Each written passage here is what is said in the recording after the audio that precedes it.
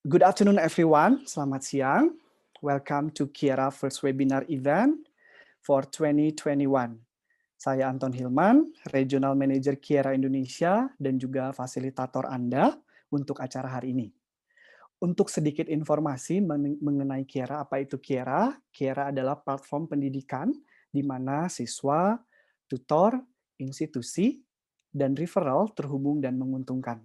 Kiara akan menjadi global leader untuk media dan platform perekrutan siswa di industri pendidikan dan pelatihan. Nah, sejak hari ini, apabila rekan-rekan di sini memiliki kursus yang ingin kita pasarkan, ingin kita iklankan di Asia Tenggara, jangan ragu untuk mengkontak saya. Anda semua sudah punya email saya, sudah punya WA saya, atau ingin berdiskusi mengenai peluang-peluang bisnis di Kiara ini seperti apa, nanti Anda bisa kontak saya langsung, seperti itu. Saya rasa sudah sepatutnya kita bersyukur hari ini karena masih diberikan kesehatan, sehingga kita dapat memiliki kesempatan untuk membahas topik yang menyangkut masa depan pendidikan di Indonesia.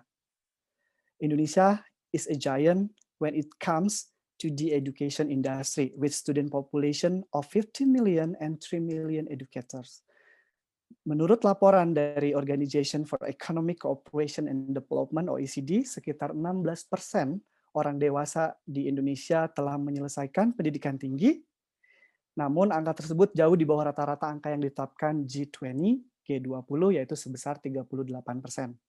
Meski begitu, faktanya industri pendidikan di Indonesia selalu berkembang. Jadi hari ini kita akan melihat bagaimana situasi saat ini dan juga mengeksplorasi jalan yang mungkin diambil oleh pendidikan menuju masa depan. But before we dive into today's discussion, I would like to welcome Indonesia's and Singapore's top personalities who has contributed their time and career toward the growth of the education industry to participate in today's webinar. Bapak Dede, Bapak Aditya, Mbak Caroline, and Ibu Josephine, selamat siang, welcome. And I would also like to welcome Aura Valona and Deris Nagara, dua harapan cemerlang Indonesia di masa depan. Dua mahasiswa S1 dan S2 yang sedang menempuh pendidikannya di Indonesia. Seperti itu. Before we begin this seminar, saya akan mengundang Dato' Joseph, Group CEO atau founder, untuk memberikan welcoming speech. Grup CEO atau founder dari Kiara untuk memberikan welcoming speech. Dato' Joseph, time is yours. Saya persilahkan. Thank you, Anton. I hope everyone can hear me clearly. Okay, thanks. That's great. So today, Anton is the most important person, of course, together with our group of panel speakers. So apart from our well-known personality from Indonesia, we have invited also Josephine from Singapore, who are currently based in Indonesia, as well as two of the existing current students. So I'm not going to talk a lot on this occasion. And for those who can't understand me, I'm sorry that maybe later on Anton will have to do a little bit of translation into Bahasa. Tapi I would like to mix around a little bit with Malay and Bahasa as well. So selamat siang, good afternoon to all of you. So basically, the whole purpose for our today webinar is to really for us to discuss on the current most important topics in education. So of course, we focus our discussion on Indonesia as a very specific topic, which carry on the whole impact on the whole Southeast Asia.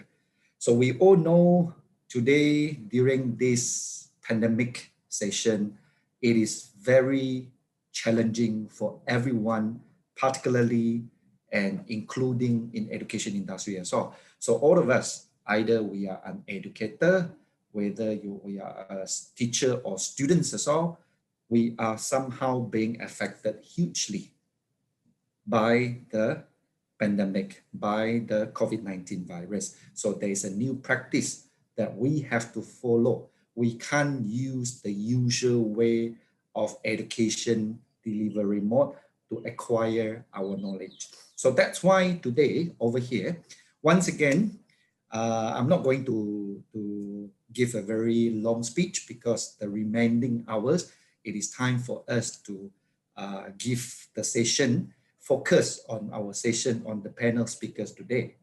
But I know that actually we are still now having a lot of participants, a lot of audience are joining us from now. That's why it gives me a little bit of time to speak slightly longer, slightly more things, so that we are actually admitting and waiting for the rest to join us. So sorry about the technical issue just now for those who are newly joined us. So once again, welcome and afternoon, particularly to our panel speakers. So Pak Dede, Pak Adia, Miss Josephine, Caroline, and our two students, that Darius and Aura. Thanks for your participation today. And to Anton and my wonderful team around the whole Southeast Asia, thanks to make this a successful event.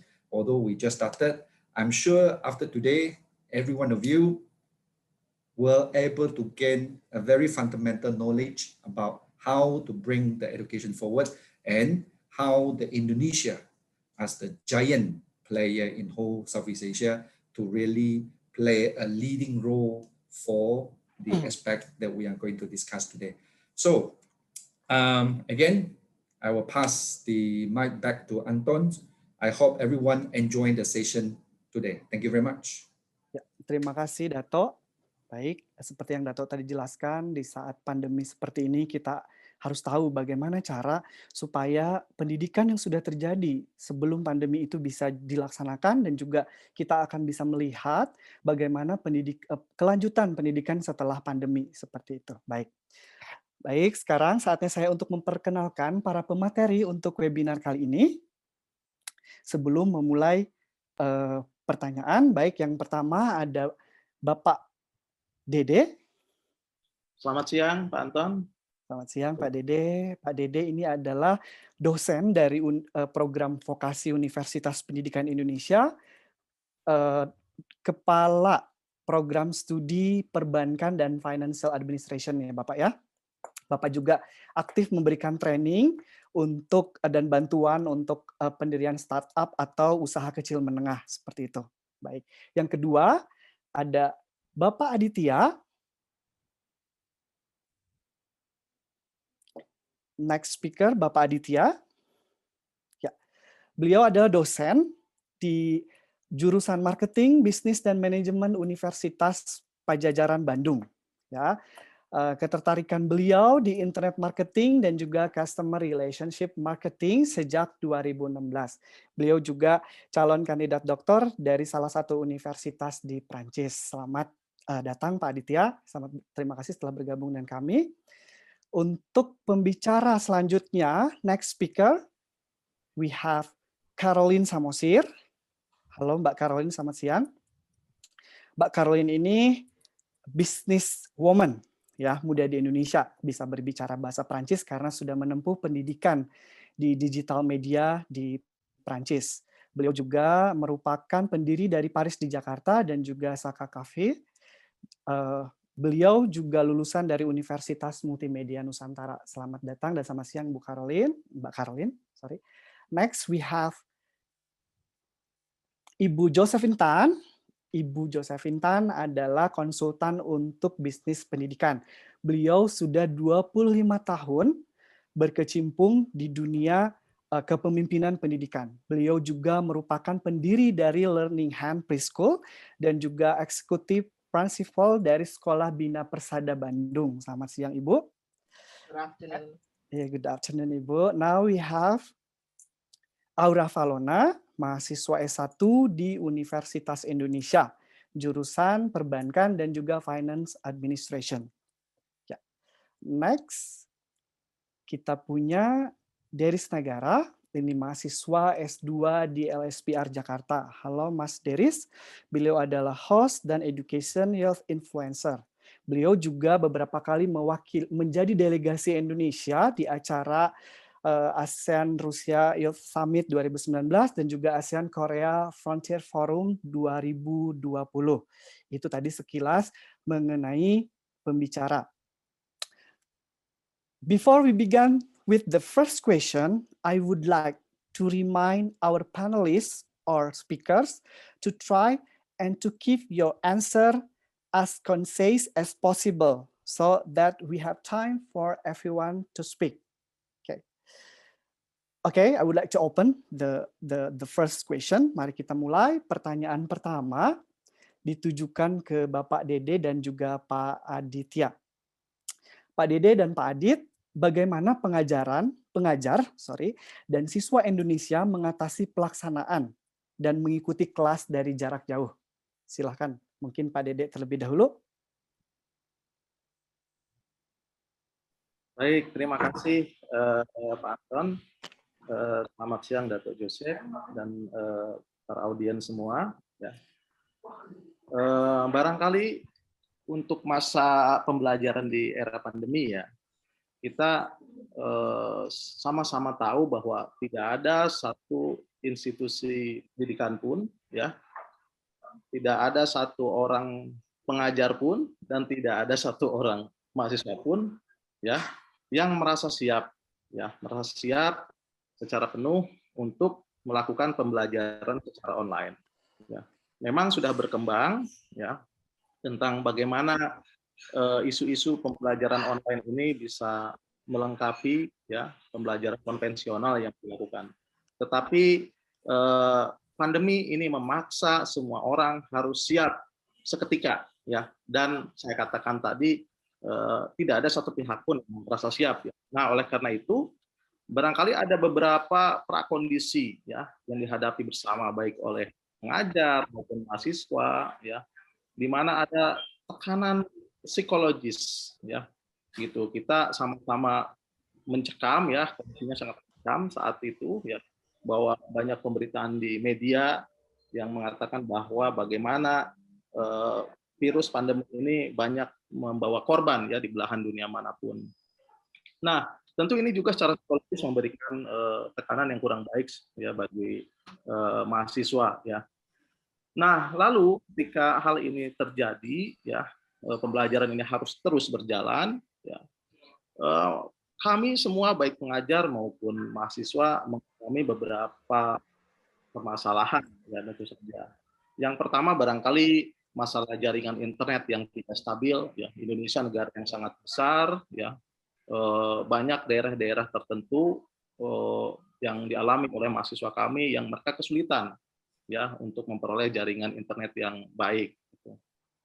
Lalu masalah lain ya, mahasiswa juga di tahap awal memang sulit untuk konsentrasi, fokus belajar ya, karena merubah kebiasaan lama menjadi kebiasaan baru yaitu belajar online ini juga perlu penyesuaian. Lalu karena belajar juga dilakukan di rumah ya, dengan berbagai kondisi tentu saja ya, tentu ada kesibukan yang sulit mereka bagi waktunya ya. Jadi bagaimana dia akan untuk belajar, bagaimana mengatur lain itu juga sebuah problem yang tidak bisa dihindari ya. Dan barangkali yang terpenting bahwa belajar juga memerlukan diskusi ya, baik dengan dosen maupun dengan teman-teman lainnya. Nah, ini mahasiswa alat kesulitan untuk mengembangkan pertemanan, kehidupan sosial ya, khususnya dalam kelompok belajar. Nah, itu adalah kondisi-kondisi yang memang mungkin hampir semua dialami oleh semua pihak ya. Nah, namun setelah berjalan selama 1 tahun ya, kondisi seperti ini ya di belajar online sudah sedikit demi sedikit mengalami penyesuaian ya. Saya menemukan di mahasiswa saya ya 7 dari 10 orang sekarang sudah mulai menyenangi sistem pembelajaran daring ya, pembelajaran secara online ya.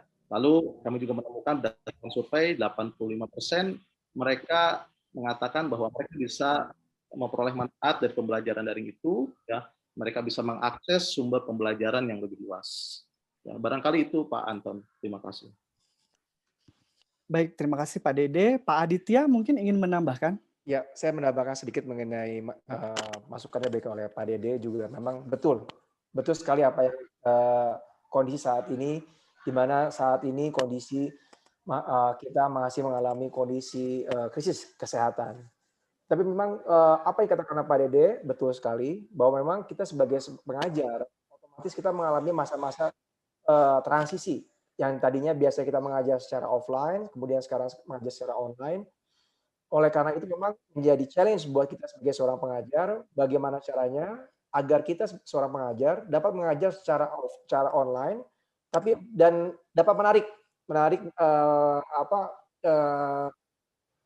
sehingga tidak monoton. Karena memang sekali lagi kita pun saya yakin juga Pak Dede juga mengalami masalah yang sama bahwa mengajar offline dan online itu jelas berbeda ya Pak ya, dan sangat-sangat sulit. Tapi saya pikir dengan adanya pengajaran yang sifatnya online saat ini, saya pikir itu cukup menarik dan sangat-sangat challenging, dan karena saya pikir ini kedepannya justru akan seperti ini terus saya pikir.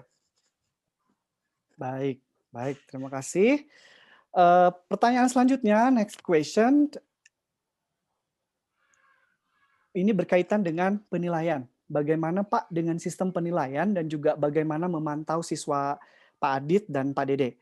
Apakah itu mudah atau sulit selama pendidikan pembelajaran online ini? Silakan Pak Adit. Ya, terus terang dari pengalaman yang saya alami selama kurang lebih hampir 2 semester dan sekarang mau mendekati 3 semester, sangat sulit karena sekali lagi banyak poin-poin yang dalam proses pengajaran itu yang selalu kita perhatikan, mulai dari proses transfer knowledge, kemudian transfer ide, kemudian bagaimana terjadi diskusi dan lain-lain. Tapi yang paling penting buat kita adalah proses engagement, dalam artian keterikatan kita dengan si siswa tersebut. Dan ini merupakan menurut saya challenge buat kita gimana caranya agar siswa itu bisa terus terikat dengan subjek atau objek yang kita ajarkan. Dan menurut saya pengajaran online mungkin ke depannya saya pikir akan cukup menarik dan cukup saya pikir akan menjadi tantangan tersendiri lah buat kita sebagai seorang pengajar, itu aja. Ya, jadi ada harapan ya ketika selesai pandemi nanti bahwa pendidikan atau pengajaran juga akan tetap dilakukan secara online ya. Pak Dede, Ya. Ya, bagaimana Pak? Oke, baik Anton.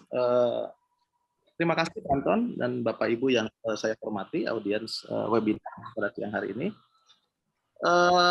Kita tahu ya bahwa memang sistem penilaian ya atau kita menyebutnya dengan evaluasi hasil pembelajaran menjadi masalah yang krusial ya untuk mengukur keberhasilan dari pembelajaran daring ini. Nah, paling tidak ada 2 hal yang memang kenapa ini menjadi sesuatu yang sulit ya atau yang cukup krusial ya. Yang pertama bahwa pembelajaran daring itu sendiri memerlukan extra effort ya dari pengajar, tentu juga dari mahasiswa ya. Apakah materi yang diberikan, yang dipelajari itu sudah dapat diserap dengan baik. Nah, itu kan isu yang pertama, yang menjadikan bahwa apakah nanti berhasil atau tidaknya kan juga harus dipastikan bahwa materi yang diberikan atau dipelajari itu dapat terserap dengan baik. Kemudian bahwa tugas dosen sebenarnya di kondisi pembelajaran daring ya dalam masa pandemi ini bukan berarti dia memudahkan kelulusan ya, karena kami di kampus punya standar yang tidak bisa ditawar-tawar ya, standar kualitas kelulusan tidak ditawar.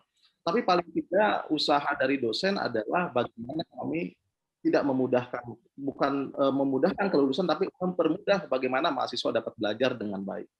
Ya.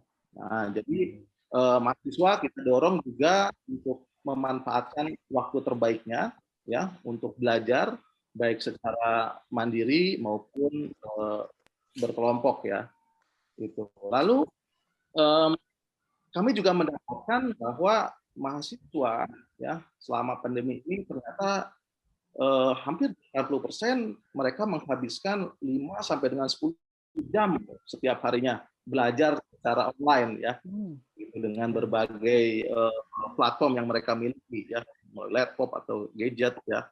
Ini kan sebuah effort yang luar biasa bahwa mahasiswa pun ya tidak main-main gitu loh. Bahwa dia tetap ingin perform ya, mereka tetap ingin mencapai hasil pembelajaran yang terbaik. Nah, barangkali yang perlu kita syukuri dalam atau hikmah yang bisa kita ambil dalam pembelajaran online ini adalah bahwa banyak instrumen ternyata instrumen pembelajaran ya platform yang bisa digunakan oleh mahasiswa ya. Nah, terutama platform seperti Google Form ya atau misalkan platform e-learning di internal kampus masing-masing ini bisa dijadikan alat bantu untuk memonitor bagaimana capaian pembelajaran mahasiswa dari waktu ke waktu ya. Nah, kemudian untuk bagaimana mengukur efektivitas pembelajarannya mungkin juga sedikit tricky dalam tanda kutip ya, bahwa pengajar perlu mengembangkan, menyesuaikan ya bentuk-bentuk soal yang diberikan ke mahasiswa ya dengan lebih menekankan pada aspek kemampuan analisis ya, kemudian pengembangan hasil pemikiran tentang ide supaya ini lebih menantang gitu ya, supaya mereka juga lebih fokus tidak mencari jawaban saling bekerja sama satu sama lain, tetapi lebih fokus mengeksplor kemampuan dirinya sendiri. Gitu. Ya saya rasa banyak yang bisa dikembangkan untuk mengukur daya serap, memonitor daya serap, bisa menggunakan grup chat WhatsApp, ya, Line, Telegram, ya, dan tadi saya katakan Google Form ini cukup efektif untuk memonitor, menangkap bagaimana kemajuan mahasiswa secara real time. Demikian, Pak. Baik, terima kasih Pak Adit dan Pak Dede. Next question, pertanyaan berikutnya adalah, apakah Pak peran pemerintah Indonesia terutama sudah cukup banyak terhadap akses pendidikan di Indonesia, terutama untuk vocational training, Pak? Apakah tersedia untuk semua juga seperti itu? Baik, terima kasih. Silakan mungkin Pak Dede bisa memulai. Oke, terima kasih Pak Anton. Saya rasa pemerintah Indonesia ya melalui Kementerian Pendidikan dan Kebudayaan memang sebelum situasi pandemi terjadi ya memang sudah banyak program ya cukup inventif ya gitu. Ada hal terobosan-terobosan yang dilakukan oleh pemerintah ya dalam hal ini Kemendikbud ya. Misalkan terkait dengan kampus Merdeka ya. Nah, kampus Merdeka ini memungkinkan mahasiswa untuk belajar dimanapun, ya, baik antar kampus, ya, baik ke industri, ya, ataupun di kehidupan sosial kemasyarakatan yang terjadi. Nah, tentu ini juga menuntut adanya dukungan penggunaan teknologi pembelajaran, gitu kan. Nah, artinya kebijakan pemerintah, ya, saat sebelum pandemi, begitu terjadinya pandemi, ini pun akhirnya menjadi sejalan, selaras. Ya. Kita tahu lah pandemi ini kan juga memaksa semua orang ya untuk melakukan pembelajaran daring. Ya, jadi tidak ada pilihan, semuanya harus daring ya dengan berbagai platform pembelajaran. Nah, barangkali salah satu kebijakan yang mungkin ini berlaku umum ya, tidak hanya di pendidikan tinggi, dari pendidikan dasar dan pendidikan sampai dengan pendidikan tinggi. Masalah kuota ya, data sulit akses kalau mereka nggak punya kuota gitu. Nah, pemerintah sudah saya rasa kebijakan cukup bagus itu ya memberikan kuota gratis ya, bantuan atau subsidi gratis gitu ya. Ini juga sangat membantu sekali di beberapa lapisan masyarakat yang memang kurang mampu ya ekonomi, bukan. Nah, saya rasa banyak program-program pemerintah yang lainnya, namun juga jangan diharapkan semua kebijakan itu juga sempurna seketika, ya kan, ada proses secara gradual, terus diperbaiki dari waktu ke waktu. Intinya bahwa pemerintah cukup support lah dengan situasi pembelajaran online ya, baik pada saat pandemi dan mudah-mudahan setelah pandemi ya, pasca pandemi juga tetap support. Seperti itu Pak Anton. Ya. Baik, Pak Adit mungkin mau menambahkan? Ya betul, memang respon dari pemerintah cukup baik mengenai permasalahan pendidikan seperti ini, keadaan kondisi seperti ini. Kuota yang diberikan oleh pemerintah juga sudah cukup baik ya, walaupun memang saya merasa bahwa akses ke masyarakat saat ini memang masih kurang, saya pikir, karena tidak semua mahasiswa atau siswa mempunyai gadget, itu yang jadi permasalahan di lapangan. Tapi kemudian memang saya lihat respon pemerintah cukup baik, kemudian juga dengan isu Kampus Merdeka, betul kata Pak Dede, itu juga sudah cukup baik, di mana kita bisa mengakses kelas-kelas selain di universitas itu, tapi juga di kelas-kelas di universitas lainnya, sehingga kemudian nanti dikumpulkan dalam bentuk SKS, sehingga akhirnya mereka kemudian bisa terkumulasi kemudian menjadi semacam untuk kelulusan. Saya pikir sudah cukup baik respon pemerintah. Ya. Oke, baik. Terima kasih untuk jawabannya. Next question. Ini juga nanti untuk pertanyaan ini saya akan mengundang Aura atau Deris juga untuk ikut menjawab. Pak, apa tanggapan dari mahasiswa Bapak nih Pak tentang metode mengajar di universitas saat ini yang online tersebut ya Pak ya? Apakah ada hal yang harus ditingkatkan? Jika iya itu bagaimana Pak? Silahkan Pak Adit untuk menjawab. Jadi memang yang menjadi permasalahan di kita adalah mengenai akses itu aja. Dalam artian akses mengenai informasi. Karena sekali lagi bahwa memang dahulunya dalam artian bahwa sebelum pandemi seperti ini, bahwa mahasiswa kan masih menggunakan sistem sifatnya offline, di mana mereka menuju perpustakaan, kemudian mereka mencari informasi ke lapangan dan lain-lain. Tapi kemudian dengan seperti saat ini, otomatis semua informasi yang ada itu adanya di internet. Oleh karena itu, akses terhadap internet, kemudian juga informasi yang ada di internet, baik itu mengenai buku, kemudian jurnal dan lain-lain itu menjadi hal yang penting. Begitu juga dengan gadget juga menurut saya juga hal yang penting karena sekali lagi itu menunjang proses pendidikan dan mengajar itu aja. Ya, Pak Dede mau menambahkan informasi? Baik, benar sekali Pak yang disampaikan oleh Pak Adit tadi ya. Jadi saya rasa kita sama-sama tahu lah semua institusi pendidikan ya, terutama kampus ya, saat ini hampir semua kampus sudah menjalankan pembelajaran daring ya, baik sinkronus maupun asinkronus ya, dengan berbagai platform pembelajaran ya, learning management system yang ada di kampusnya masing-masing ya, di luar misalkan platform lainnya yang terbuka untuk umum ya. Nah, saya mendapatkan di mahasiswa kami ya itu 82% lebih ya mahasiswa memperoleh peningkatan akses pembelajaran dengan cara pembelajaran daring ini ya. Mereka bisa menggunakan lebih banyak platform pembelajaran ya.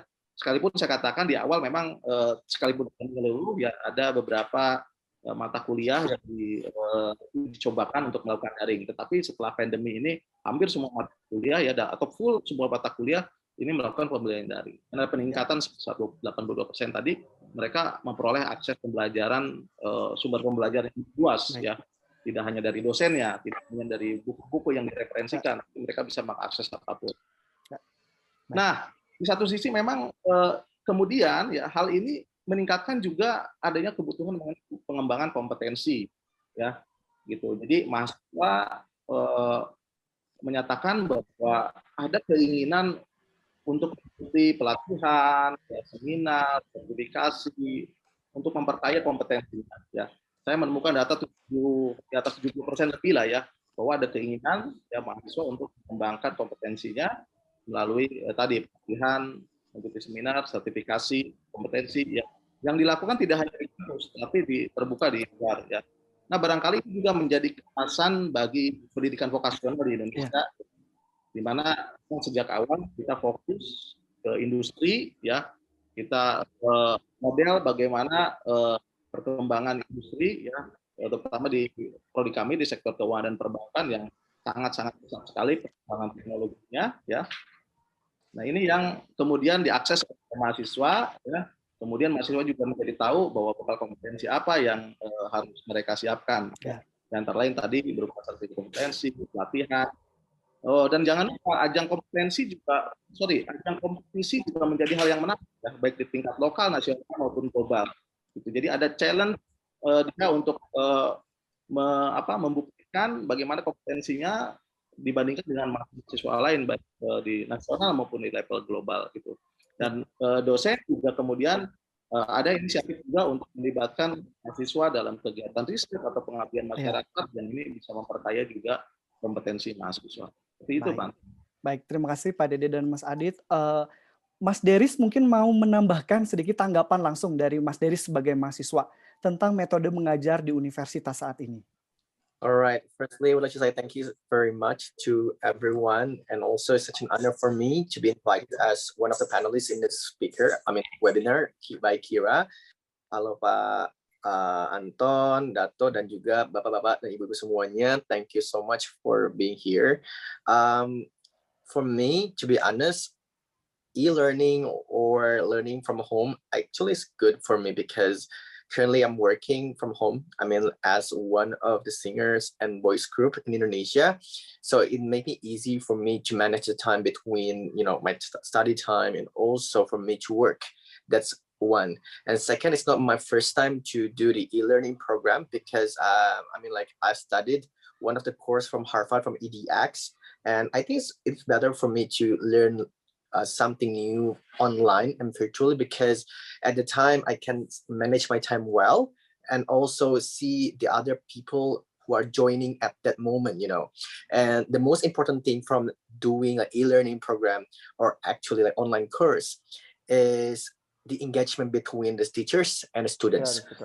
That's the most important thing. I mean, like, if we are now doing Zoom, for example, using the platform itself, and we having like interaction between students and also teachers, I think it's very good, because the most important thing that we have to do as the teachers or the people who educate the students, how they can communicate their lessons by using so many interactive courses and also giving some multiple choice of learnings method, so we can actually see, oh, this is the great courses, or this is the interesting one. So this is one of the tasks from the teacher to attract more students to study well at that moment, because now one of the challenges that might be faced by the teachers are, some people, some students may be lazy to turn on the camera, and also not hearing or listening to every lessons that have been taught by the teachers.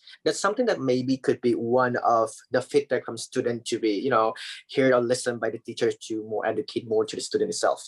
And when I compare my experiences between two sides, from doing online and also the offline itself, because on my bachelor degree experiences, I studied in President University, taking international relations and also international business in the Netherlands University in Hogeschool van Arnhem and Nijmegen. And now comparing to studying in LSPR for my master degree, and it is my first time to have like a really like online degree, because of the pandemic itself. It's so great. I can see some people trying so hard to make them focus on what they are learning at the time. And also I saw so many teachers or lecturers trying so hard and push themselves to, give the lesson that make the students learn interactively. So they gave like a breakout room in the Zoom features, or they gave like a presentation task, analyzing something and doing the presentation together by the students. That's something that we can take one of the example that we can see from the current moment at that now. Pandemic COVID-19 itself.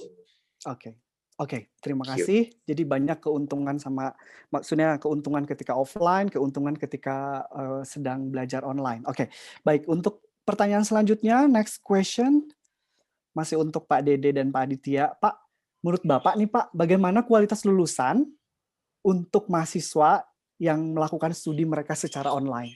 Apakah sama atau bagaimana Pak menurut Bapak pribadi? Terima kasih. Saya pikir ini menarik ya, karena memang lulusan yang ada selama ini yang kita take care itu adalah lulusan yang sifatnya offline. Saat ini memang lulusan online ini saya pikir menarik, karena memang walaupun memang saat ini kita udah melihat ada beberapa yang melakukan tesis, kemudian proses bimbingan, kemudian juga proses ujian dan lain-lain secara online, dan saya merasa bahwa memang ada perbedaan, baik itu nilainya positif dan juga nilainya negatif. Dalam artian kalau dalam positif bahwa in touch mereka dalam kemampuan berbahasa, kemampuan mereka untuk teknologi, kemudian kemampuan mereka dalam yang berhubungan dengan search engine, manajemen dan lain-lain itu jauh lebih baik, itu aja. Berbeda dengan mereka-mereka yang lulus secara offline. Kemudian juga kemampuan mereka berbahasa Inggris juga cukup baik. Saya pikir ini menarik banget ya, karena saya pikir saya nggak nyangka bahwa ternyata anak-anak saat ini berbeda banget dengan anak yang ada zaman dulu. Jadi saya pikir perbedaannya cukup ada, cukup signifikan, dan menarik saya pikir. Pak Dede mungkin mau menambahkan, Pak? Oke, baik. Ya, dari kami barangkali begini Pak Anton ya.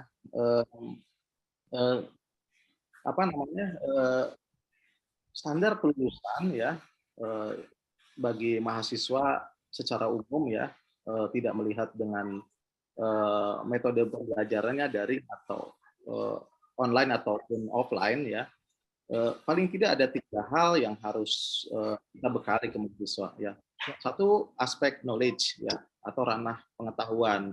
Kemudian yang keduanya aspek keterampilan atau skill ya. Dan yang ketiga, nah justru ini yang paling esensial bagi kami adalah attitude ya atau sikap atau perilaku positif ya, untuk pengembangan personality-nya. Nah, ini barangkali yang menjadi PR di pembelajaran daring ya online karena saat ini ya kita sama-sama tahu bahwa pembelajaran ini lebih banyak fokus pada aspek pengetahuan dan skill ya. Nah, ini aspek skill ini yang saya rasa menjadi PR kita bersama bagaimana kita mendelivery ya aspek soft skill ini dalam pembelajaran. Karena gimana pun aspek soft skill ini menjadi esensial sekali ya. Kita sama-sama tahu lah ya bahwa aspek soft skill seperti misalkan integritas, disiplin dan tanggung jawab ini menjadi modal yang penting pada saat mahasiswa kelak lulus dan berkarir di industri. Ya, jadi saya memperoleh sebuah diskusi ya dengan teman-teman di industri bahwa bagi mereka yang terpenting itu bukan mereka memperoleh lulusan yang sudah yang pandai gitu ya dengan IPK tertinggi gitu ya, tetapi aspek integritasnya atau soft skill lainnya ini menjadi rendah ya, menjadi kurang gitu ya. Gitu. Mereka lebih senang yang soft skill-nya tinggi karena masalah skill dan lain sebagainya ini by time bisa mereka kembangkan pada saat mereka berkarir. Ya ini preferensi dari sisi industri yang saya tangkap gitu kan. Dan bagi kampus tentu ini menjadi sebuah fokus ya perhatian bahwa dalam pembelajaran online ini bagaimana caranya kita mendelivery ya aspek soft skill ya supaya lulusan kita tetap memperoleh kompetensi yang utuh ya baik dari sisi knowledge, skill dan attitude tadi ya. Nah, saya rasa ini perlu dukungan bersama baik itu pengajar ya dalam satu kesatuan komunitas ya artinya di kampus ya harus ada mindset yang sama ya bagaimana menciptakan value atau budaya ya yang tetap bisa diberikan kepada mahasiswa ya. Nah, saya rasa itu ya. Jadi online jangan sampai menghilangkan pendidikan karakter dan soft skill. Dan di awal biasanya pengajar harus juga mempersiapkan bagaimana setup dari standar soft skill ya ini bisa diberikan dalam proses pembelajaran. Ya, kalau itu semuanya sudah tercipta ya, sudah terencana dengan baik, mudah-mudahan belajar mau offline maupun online itu tidak ada masalah lagi buat lulusan kita. Terima kasih. Baik, terima kasih Pak Dede. Sebelum melanjutkan ke pertanyaan selanjutnya untuk para audiens yang ingin bertanya ya mengenai apa yang dibicarakan atau pertanyaan-pertanyaan mengenai transformasi pendidikan di Indonesia, silahkan Anda menuliskan pertanyaan Anda di kolom chat. Ya, silahkan menuliskan pertanyaan Anda di kolom chat. Oke. Move to the next question.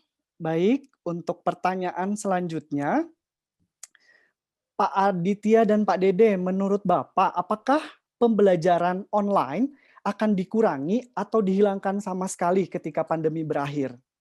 Terima kasih. Pak Dede, silahkan menjawab. Oke, pertanyaan yang bagus, Pak Anton. Ya, ini Bapak Ibu sekalian, ya, pada kesempatan siang hari ini memang sangat luar biasa ya bahasan kita. Saya rasa pembelajaran online ke depan ini akan menjadi sebuah model pembelajaran yang akan memperkaya ya pembelajaran konvensional atau offline gitu ya. Jadi secara tidak langsung memang kondisi pandemi ini juga mengantarkan pergeseran ya transformasi di mana yang biasanya pembelajaran konvensional menjadi ujung tombak pendidikan nasional khususnya di Indonesia ya. Tapi sekarang tidak mau ada alternatif lain itu dengan online ya.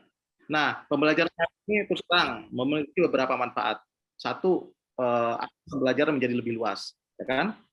Kemudian lebih ekonomis, ya, gitu. Kemudian ekonomis dan efisien tentu saja ya. kemudian dapat menurunkan mobilitas. Jadi mahasiswa tidak harus repot-repot ke kampus, ya.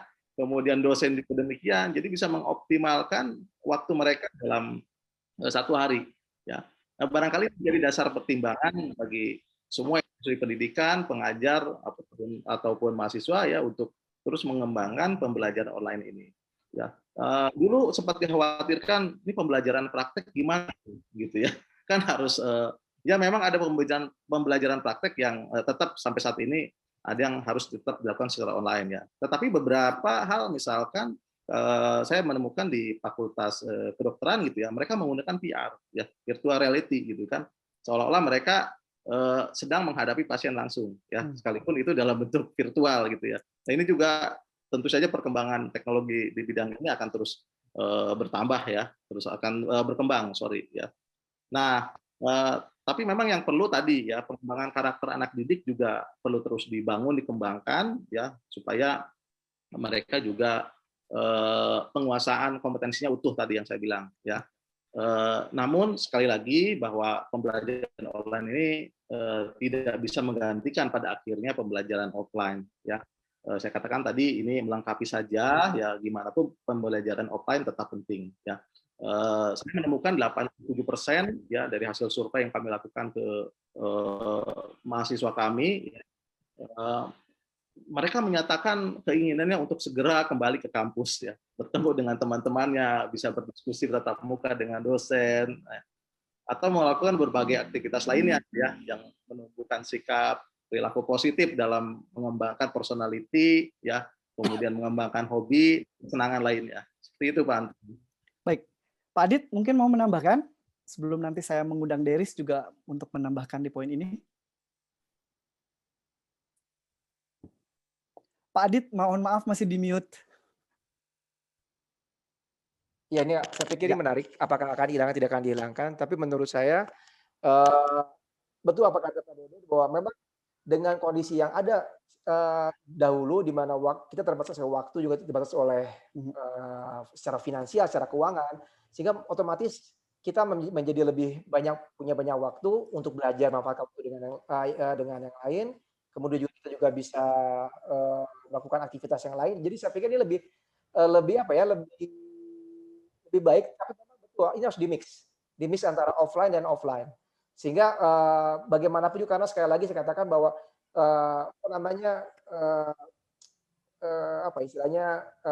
pendidikan yang sifatnya kayak soft skill dan lain-lain juga penting. Nah kalau pendidikan yang sifatnya online ini kan memang kita tidak bisa menilai seperti apa nanti soft skillnya seperti apa. Oleh karena itu saya pikir depannya akan tetap ada, tapi akan combine dengan offline meeting seperti itu. Baik, Mas Deris mau menambahkan silakan. Iya. Menurut Deris sendiri pembelajaran online ini akan dikurangi atau dihilangkan atau tidak gimana sebagai dari sisi mahasiswa? Sisi mahasiswa ya Mas ya. Thank you so much Mas. Aku tadi sih mau sebelum menambahkan jawaban mengenai pertanyaan ini, I actually mau nambahin dikit dengan question sebelumnya, karena ini question sebelumnya tentang the quality of the graduate university. Menurut aku related sama pertanyaan ini, dan I do agree with Dede Suryanto statement, one of them tentang the quality of student itu sendiri, perkembangan keterampilan, pengembangan karakternya itu dari si student itu sendiri yang harus kita jaga. For me, sekarang we are entering the Industrial Revolution 4.0 kan, dan juga transformation education, yang dimana mau nggak mau we are living in digital era yang semuanya serba digital gitu. Sekarang kalau misalnya kita nggak paksakan as a student gitu, nggak paksakan untuk follow this kind of new challenges gitu, dan nggak facing, mau kapan lagi, if not us who, and if not now, when gitu. Dan menurut aku pandemik ini salah satu fase di mana cocok gitu, maksudnya bukan cocok ya, lebih kayak memaksa untuk forcing the students untuk facing the new reality gitu, di mana everything udah serba digital, dan juga semua itu tidak berdasarkan kayak guru-guru yang atau dosen yang cuman datang offline terus kasih kayak nyuapin makanan ataupun lesson students-nya. But it's time for us as students to be more creative dan innovative untuk menjalankan tugas kita sebagai students gitu. Baik lagi sekarang ke karakteristik si anak-anaknya, generasi Y dan Z gitu, dan juga millennials dan lain-lainnya, di mana kita lebih ingin kayak ingin finding new things, discover, explore new skills and keterampilan yang kita miliki sekarang gitu. For me as a student, ini salah satu wadah atau platform for student itu bisa melihat education transformation di Indonesia. Itu salah satunya. But then balik lagi, it depends on two circumstances, karena hal ini menurut Deris bisa menjadi satu kayak bumerang gitu menurut aku ya, Pak. Pertama, if the students tidak ada bimbingan khusus atau guidance from the lecturers or teachers atau facilities yang memadai untuk anak tersebut menjalani si digital learning sendiri, first mereka mungkin bakal kelelep jatuh gitu. Misalnya kayak left behind with other students around the world. Apalagi misalnya kelasnya jangan Indonesia deh, misalnya ASEAN aja gitu. Like for example like Singapore, misalnya Singapura sekarang, Malaysia semua mereka udah ready gitu untuk facing the digital era 4.0 for education gitu. Nah sekarang bagaimana student Indonesia if they are not ready yet, dan juga mereka tidak punya fasilitas, even kayak lectures-nya pun nggak tahu bagaimana mengarahkan si studentnya dalam si education ini, yang transformasi ini, itu bakal left behind. But then on the other hand, if we are ready, udah supported by lectures or teachers dan juga facility yang memadai dengan network connection-nya bagus, dan juga misalnya dari kemampuan kapasitas si lectures-nya memang udah memadai untuk memasuki era ini gitu, mereka bakal menjadi student yang lebih kreatif dan punya wadah untuk mengembangkan diri lebih baik lagi.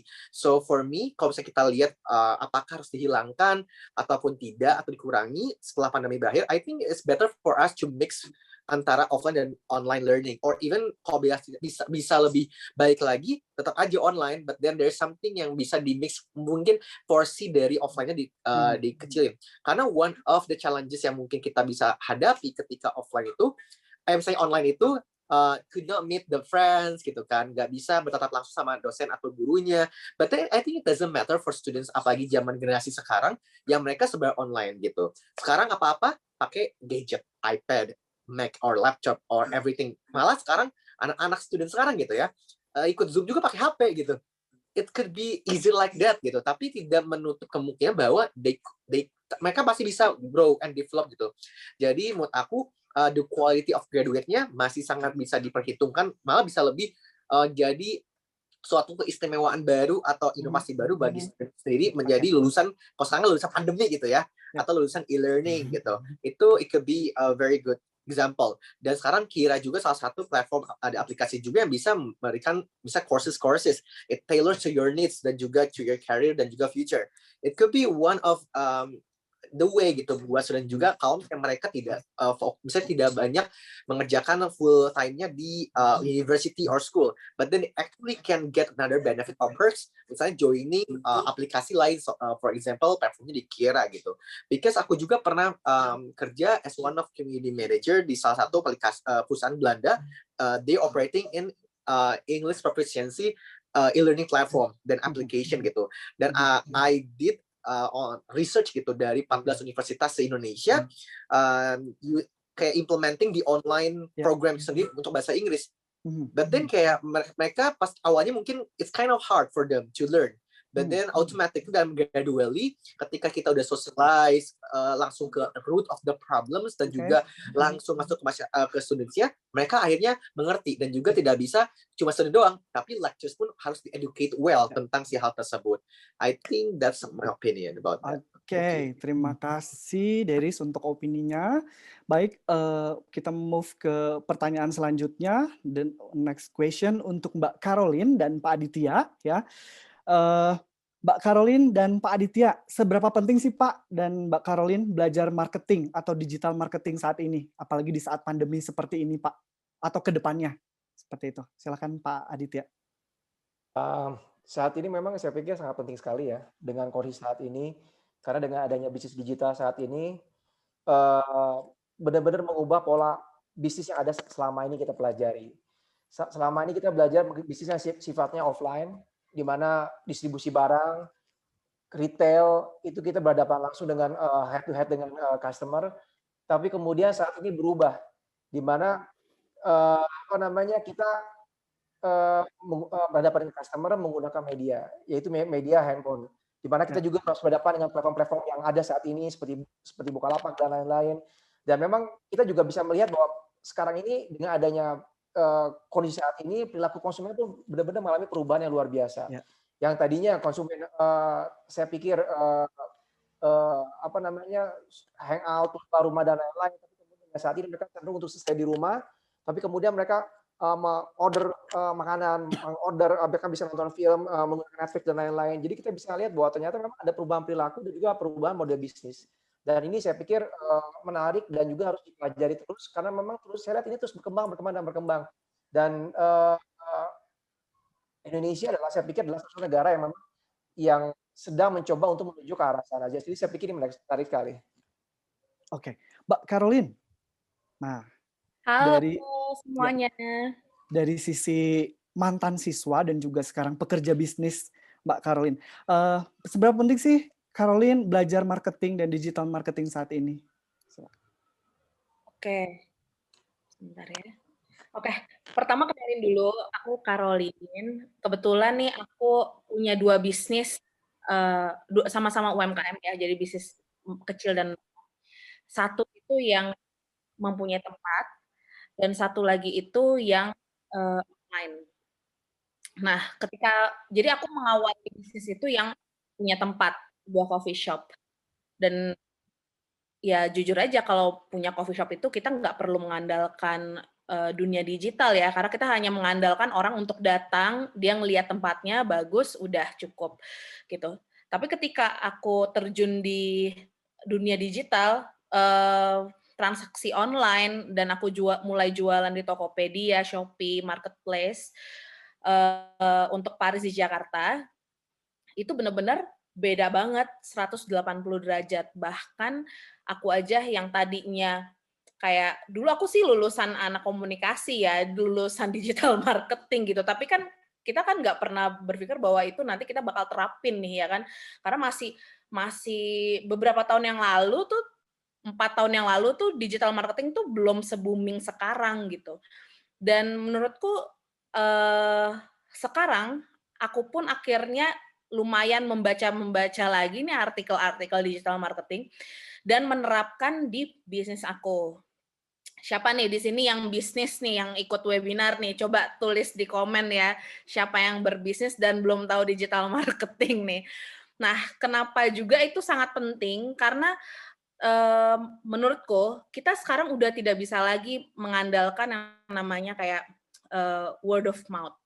Jadi marketing secara langsung, apalagi itu kan nggak bisa banget ya, kecuali kita teleponan sama orang, kita ngobrolin tentang brand A, brand B gitu kan. Dan kita juga sekarang udah nggak bisa ketemuan sama orang, kita nggak bisa hangout.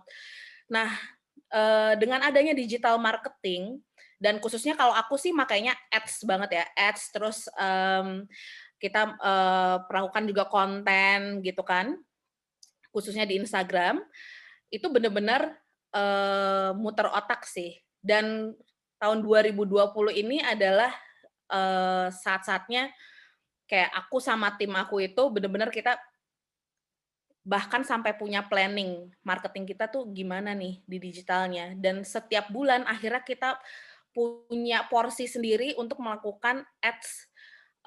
Banyak ya sekarang ya, ada Facebook ads, ada Instagram ads, itu juga kita sudah planningin. Jadi itu udah ibaratnya tuh sekarang digital tuh udah melekat banget sama manusia. Kayaknya harus belajar.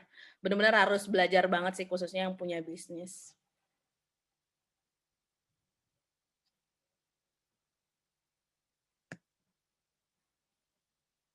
Oke, jadi memang harus ya Mbak Olin dan Pak Adit bahwa belajar digital marketing pada saat situasi seperti ini itu sangat dibutuhkan. Baik, oke. Kita lanjut ke pertanyaan selanjutnya. Next question. Nah, ini untuk Pak Adit dan juga nanti Mbak Olin bisa menambahkan.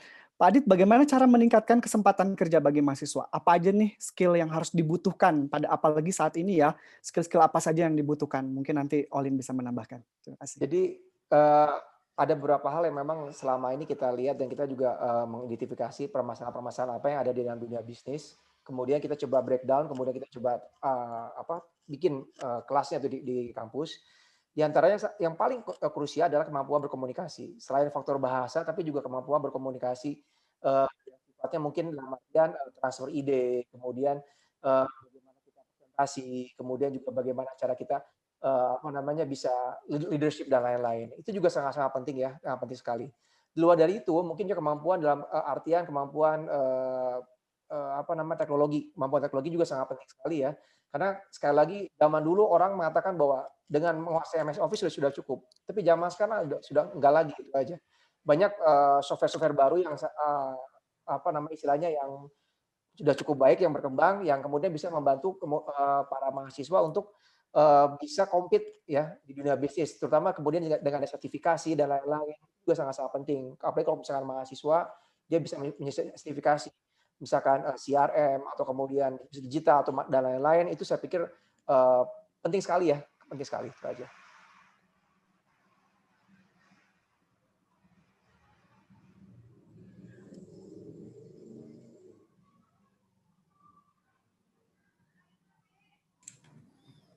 Aku mungkin mau nambahin sedikit kali ya.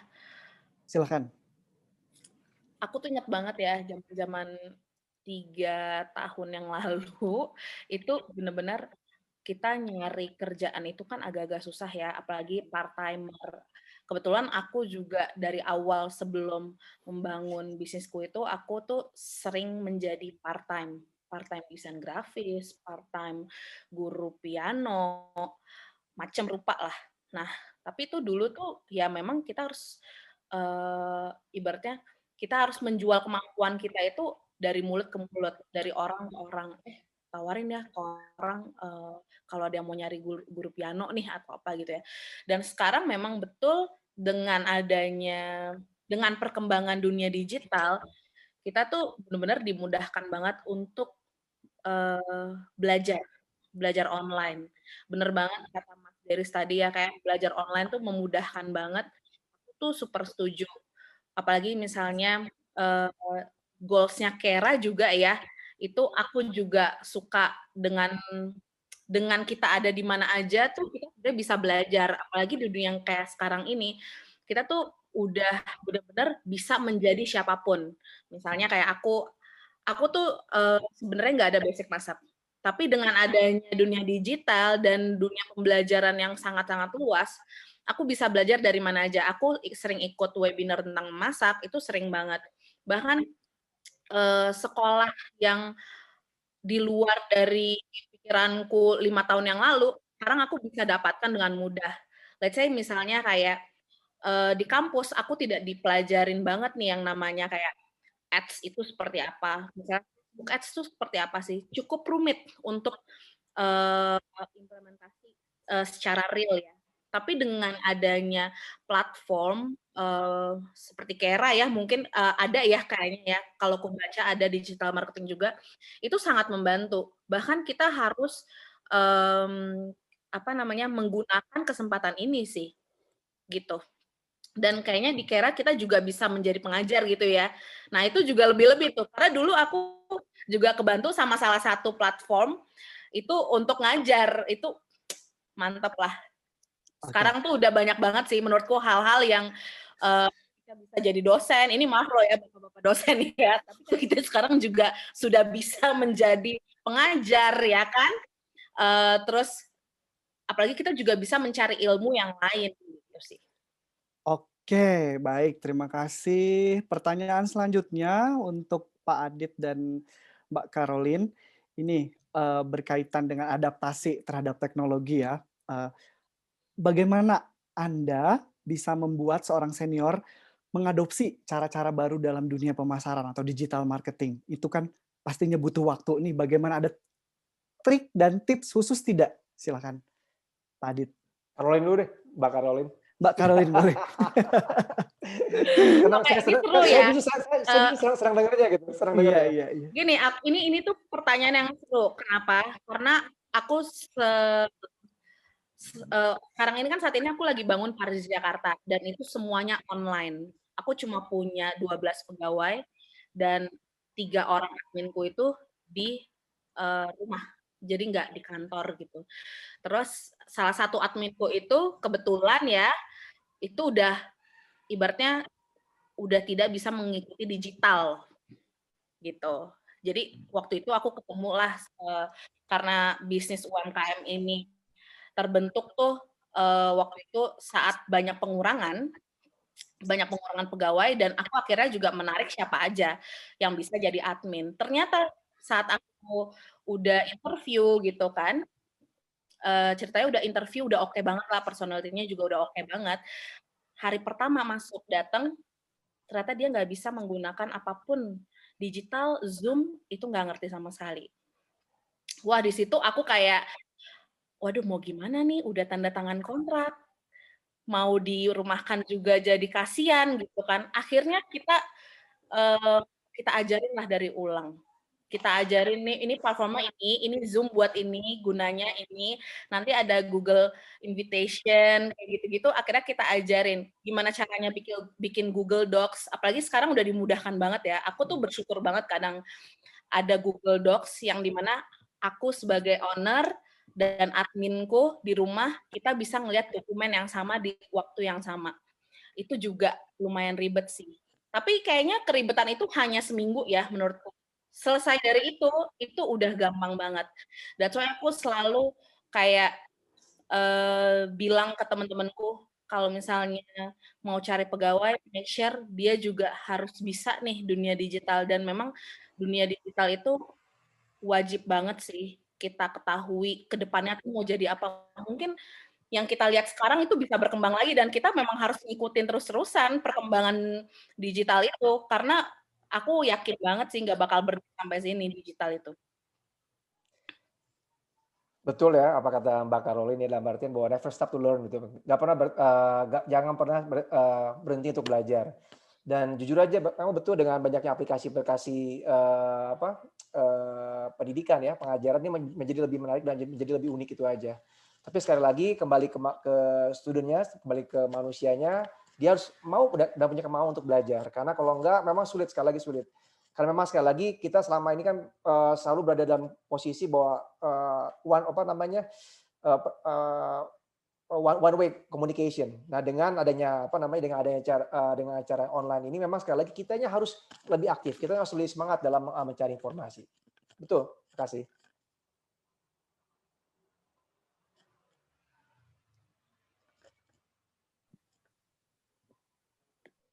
Baik.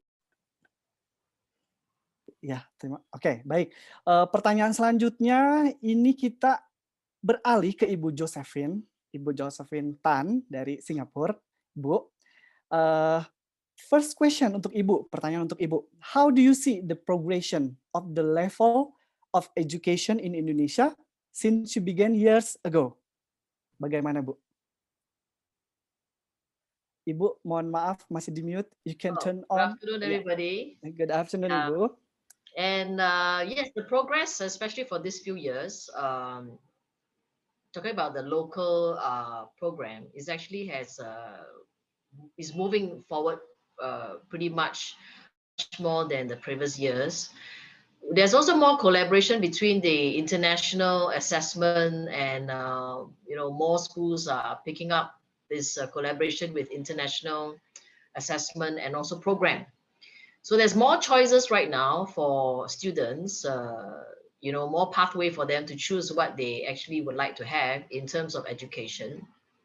And in this pandemic, actually, the speed is even faster for more collaboration with many international institutions. So this is it's good in one sense, because it gives many people opportunity, and especially you can actually have it in your own house. You don't have to actually travel all the way to different countries. But again, in one sense, we are happy in celebrating this. We are also concerned with another group of students that cannot reach this opportunity, of course, because of where they stay, and unreachable for things like the gadgets and Wi-Fi. But I believe that there is a progression. I know the dedication of the teachers in many places have gone forward to ensure that students are being reached in the education as much as possible. And I must say, the progress in technology helps a great deal in education. At the same time, I also must say, the human touch of the passion of the teachers is also helping with the progress in the education, especially to those students who, you know, cannot afford to have what the pace that is moving right now. So credit also goes to those teachers who have been very committed in reaching out to these students. So the progress is definitely there. It's how we want to ensure that it reaches to everybody. Yeah. Thank you. Progresnya Ibu Josephine melihat itu ada, dan juga beberapa institusi-institusi lokal Indonesia banyak melakukan kolaborasi dengan institusi-institusi asing. Gunanya adalah supaya dari Indonesia tidak lagi perlu keluar untuk melakukan studi, tetapi di tempat sendiri pun sudah ada. Oke, terima kasih Ibu Josephine, thank you. Next question is, how dependent are Indonesian on connecting using the internet, Ibu, on your experience? Wow, this last 1 year, it's amazing. Really.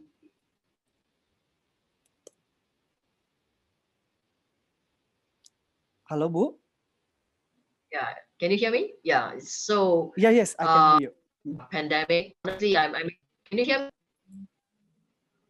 Yeah, this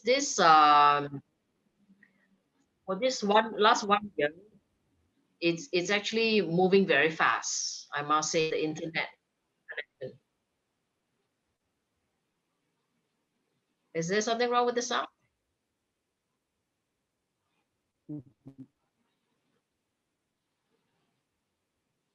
Yeah, and also because of the demand with the online, with kindergarten to senior high school students,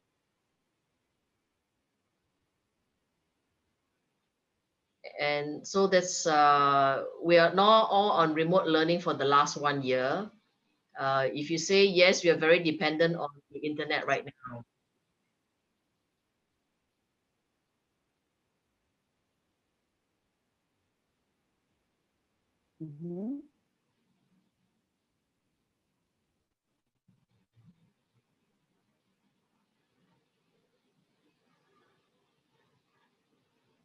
Hello, yeah, Can you hear? can you hear me?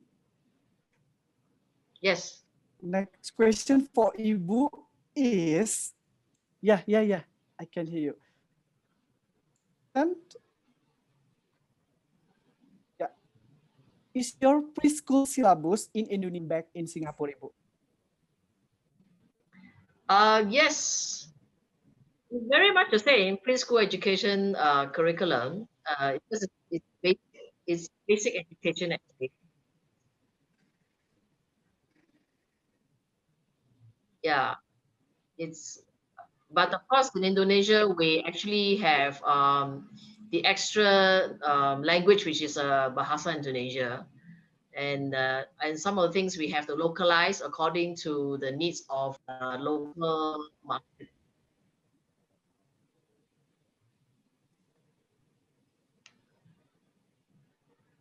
Yeah. Yes. Halo, Ibu. Okay. Yes. Next question untuk Ibu, ya. Yeah.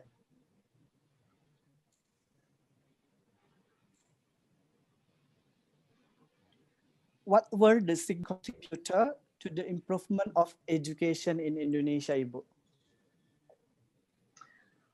One of the biggest contribution, I must say, will be teachers. because teachers is one of the key for education. And then, of course, the government support and even the private sector to encourage, to provide the, for example, the internet, or even to provide funding for education to improve.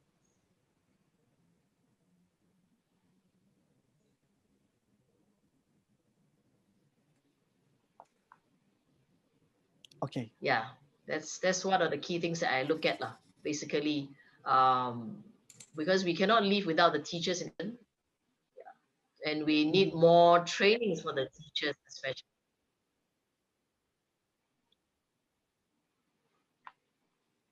Thank you. Okay. Okay, Ibu. Next question. Ya, untuk Ibu yang maybe we can go to previous question. Being experienced in the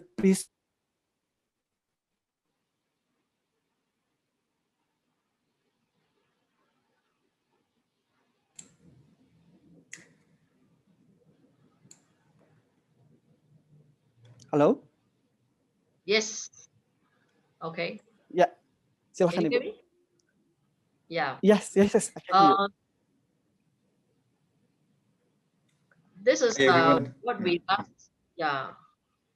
I think because the line a little bit most interrupted a little bit, I think we leave it to Josephine to discuss on this particular point. The line was a little bit interrupted, so perhaps just let Josephine to have further explanation. Josephine to explanation on this question. Thank you. Thank you. Okay. Can you hear me? Yeah. Yes, So yes, sir. being experienced in a preschool business, yeah, basically I think that the elements for the preschool system to be successful, to be honest, one of the most important is actually curriculum. Curriculum is one key thing, and to ensure that it is age appropriate for sure. And secondly, we look at the teachers. Teachers have to be trained in order to carry out the curriculum that's being set. Then, of course, on a bigger picture, we're looking at institutions to support teachers, higher institution. And we also look for the business partner, the association's business partner, to help out the funding. And of course, on the bigger playing field will be the government, who will actually come up with the frameworks and also what are the needs. That is what is required, especially for preschool, because preschool education is a foundation. What we really need is, we have to ensure that when students get in the very first time they go to school, we got to get it right, because it's a long way in the education journey. And if you got it wrong, the interest for learning, it's already not there, and we still have a long way to go to the universities. So that's the key thing that I think policymakers have to look at, the importance of preschool education. Most people will find it not important, but the preschool education is like a building, is a foundation for early learning. And that's why it has to be sort of looked into seriously. Yeah, thank you. Thank you very much, Ibu Josephine. Now we move to the question for Aura. Ya, Aura. Yes, terdengar. Ya. Aura, apa kekurangan dan juga keuntungan belajar online dibanding berada di kelas yang sebenarnya dari sudut pandang Anda? What are the drawbacks? Oke, sebelumnya terdengar dengan jelas. Do I hear Ya, clearly? terdengar. Oke. Ya, silakan. Ya. First of all, I want to thank you, Kiara, for inviting me right now. Perkenalkan, saya Aura Valona Maharani, mahasiswi Administrasi dan Keuangan Vokasi Universitas Indonesia. Nah, untuk kali ini, mungkin saya akan berbagi mengenai pengalaman belajar online selama hampir 1 tahun. Udah jalan mungkin 1 tahun, 3 semester, udah mau masuk ke 3 semester. Sekarang sudah mau naik ke semester 5. Nah, kalau untuk the deviancy of online classes ini, aku membaginya itu menjadi 3 hal. Yang pertama itu adalah kurangnya interaksi antara pelajar dan pengajarnya itu masing-masing, dan antara pelajarnya itu masing-masing. Jadi, the lack of interaction between teacher and student, or even between student of themselves. Jadi itu kalau biasanya kita bisa langsung berinteraksi, kalau selama kuliah online ini tuh kita nggak bisa langsung melihat empat mata gitu. Jadi kayak sebenarnya lebih ke feel-nya yang akan berkurang dari pembelajaran online ini. Lalu kekurangan kedua itu mungkin sama juga mengenai interaksi juga. Interaksi sosialnya itu jadi lebih sulit. We are likely to be stressed because we can only meet on a laptop and we cannot interact directly. But that is where we have to adapt. Jadi kuncinya itu mungkin diadaptasi, because we are not the only ones experiencing these things. Jadi kalau yang aku lihat, karena kekurangannya ini kita tidak bisa berinteraksi secara langsung, kita harus tetap selalu mengandalkan adaptasi. Adaptasi itu sebagai kunci. Aku dan teman-teman aku juga selalu berusaha untuk tetap bersyukur bisa belajar walaupun tetap di rumah, tapi kita selalu mencoba untuk beradaptasi dengan keadaan yang ada sekarang. Terus untuk kekurangannya ketiganya itu, ini berhubungan dengan kenyamanan kita dalam mengakses pembelajaran. Mungkin karena itu di rumah, dan mungkin akan sangat banyak sekali distraction. Beda kayak kita di kelas. Kalau kita di kelas, kita bisa fokus cuma ke materi itu doang. Mungkin yang gangguin cuma temen doang. Tapi kalau misalnya di rumah ini tuh banyak interupsi dari banyak hal gitu. Jadi mungkin agak lebih susah kita untuk fokus selaku pelajar yang harus mengikuti online learning sekarang. Nah, untuk kelebihannya itu sendiri, besides dari kekurangannya tadi, ternyata itu lebih banyak banget kelebihannya. Yang pertama itu yang aku bisa lihat itu adalah mahasiswa itu, kita bisa mengikuti perkuliahan itu dimanapun dan kapanpun, sesuai dengan keinginan kita, asal kita memiliki koneksi internet yang baik ya, karena kita harus menggunakan koneksi internet. Tapi ya, karena ini kita bisa melakukannya dimanapun, jadi kita bisa mendapatkan opportunity lebih untuk mengikuti kegiatan di luar kampus. Mungkin we can get internship, atau bisa ikut student organization, termasuk juga kita mungkin bisa ambil kelas ataupun course-course yang berada di luar jadwal kuliah itu sendiri, karena kan kita sudah bisa langsung terhubung dari online itu sendiri. Mungkin itu saja. Baik, terima Ya, kasih. kekurangan online classes menurut Ya. saya. Oke, pertanyaan selanjutnya untuk Deris, dan juga nanti Aura boleh menambahkan. What are the common difficulties a student face recently? Apa kesulitan umum yang dihadapi siswa baru-baru ini terkait pembelajaran online? Silakan.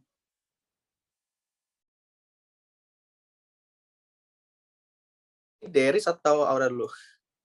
Kak Deris boleh? Oh, kasih ya Aura. I think for me, common difficulties the student face recently are first, cannot meet their friends. That's the number one. I mean, like, if joining class, going to school is one of advantage for them to mingle, to socialize, to increase the social skills from them, soft skill itself. But then that's one. Second, maybe the internet connection, because some of them, I mean, they don't have like very good infrastructures for internet connections. For example, in a rural area or remote area, how can we face this kind of problem? I mean, like, this something yang mungkin students dialami. We're not talking about infrastructure di dalam suatu desa or village or I mean like rural area. Di dalam city, like a big city or a small town, it's happened gitu. Tentang internet connection yang memang low gitu dan tidak memadai. Now, if we compare to the smaller area, a rural or a remote area, even like small town, itu bakal lebih parah lagi. That's something yang memang selalu dihadapi oleh students. Even sama aja kayak lectures yang mereka misalnya jadwal, for example, 6:30 p.m. And then they might facing like technical issues. For example, misalnya Zoom-nya error kah, internet connection error, and it can be memperhambat pembelajaran si student itu sendiri dan juga fasilitas yang bakal digerakkan oleh si lectures. Lalu mungkin di semua hal yang tadi facing the difficulties that we face recently, banyak beberapa hal yang bisa kita angkat sebagai positive or bright sides gitu. For example, we can as Aura said before, I do agree with her, kita bisa manage our time well dan bisa doing some others activities outside of the school. For example, joining organization. Even sekarang banyak sekali internship yang online juga gitu. Internship online, and also some activities they're doing online too. For example, a webinar that we are doing right now is online, right? It's a web seminar. And also doing or taking some courses from some other institutions or facilities. For instance, misalnya Kira itself gitu. Kita bisa ambil beberapa courses yang tailor to our needs, tailor to our career and futures. Mungkin bisa juga tailor to our courses. And then the other hand, we also have specific and more interactive courses yang mungkin tidak seperti courses yang ada di schools biasanya gitu.